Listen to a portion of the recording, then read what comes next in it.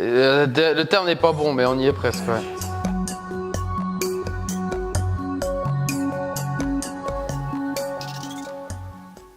Ok.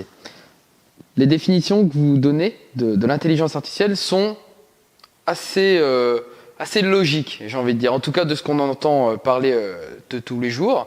L'intelligence artificielle, en fait, c'est quoi? C'est simplement, en fait, utiliser un ordinateur pour reproduire les gestes humains. Un exemple simple du quotidien, Netflix.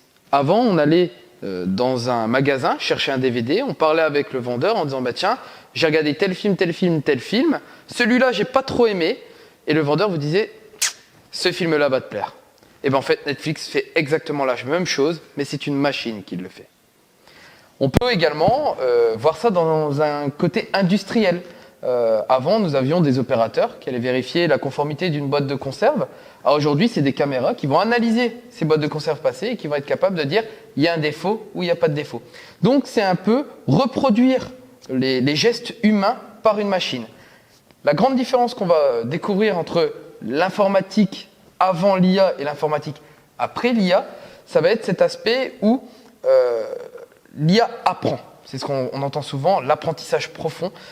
L'IA va apprendre. Ce qui veut dire que si vous faites ça avec un algorithme standard, la moindre modification de pixels, par exemple une ombre sur une boîte de conserve, ou l'erreur qui n'est pas pareille que la photo qu'on lui a donnée, eh ben, un algorithme ne pourra pas la détecter. Vous donnez 600 images de chat à un algorithme, 600 images de chat à une IA. Peu importe la photo que vous allez fournir à l'IA, elle pourra vous dire ça c'est un chat. Un algorithme, si vous donnez autre que ces 600 images, il ne sera pas capable de vous dire que c'est un chat.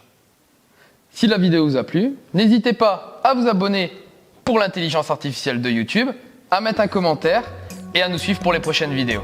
A plus.